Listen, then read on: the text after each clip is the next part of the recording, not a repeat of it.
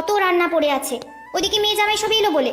মা, একটা কথা বলার ছিল। বাবা বলছিল আজ আপনার ছেলেকে নিয়ে যদি একবার ঘুরে আসি ও বাড়ি থেকে। তুমি না থাকলে ওদের যত্নার্থী কে করবে? আমি সমস্ত রান্না করে গুছিয়ে দিয়েই যাব।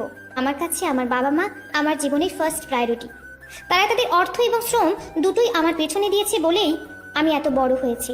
এখন আমার সময় হয়েছে তাদের কিছু ফিরিয়ে দেবার। সন্তান হিসেবে এটা আমার কর্তব্য। আর এবারের বউ হিসেবে যে কর্তব্যগুলো আছে সেগুলো, ওই তো একটা ছোট্ট স্কুলে বাচ্চাদের পড়াও। আমার ছেলের অগাধ টাকা দেখে গলায় ঝুলে পড়েছো। অনি, বাবা তুই আমাকে বৃদ্ধাশ্রমে রেখে আয়। কি? তুমি মাকে কি বলেছো রাত্রি? ক্ষমা চাও, এক্ষুনি আমার মায়ের কাছে ক্ষমা চাও। তোমার জন্য আজ আমার মায়ের চোখে জল এসেছে। আমি কোনো ভুল করিনি, তাই সরিও বলবো না। বাড়ি থেকে বেরিয়ে যাওয়ার কথা যখন উঠেছে তখন আমি বেরিয়ে যাচ্ছি। আপনি কেন যাবেন? এই বিনা মাইনের কাজের মেয়েকে যদি দরকার হয় ডেকে পাঠিও। আজ বরং আসি। বর্তমানে এমন অনেক রাত্রি আছে যারা শত যন্ত্রণা সহ্য করে শ্বশুরবাড়িতে থেকে যায়, কারণ তাদের কোনো যাওয়ার জায়গা নেই।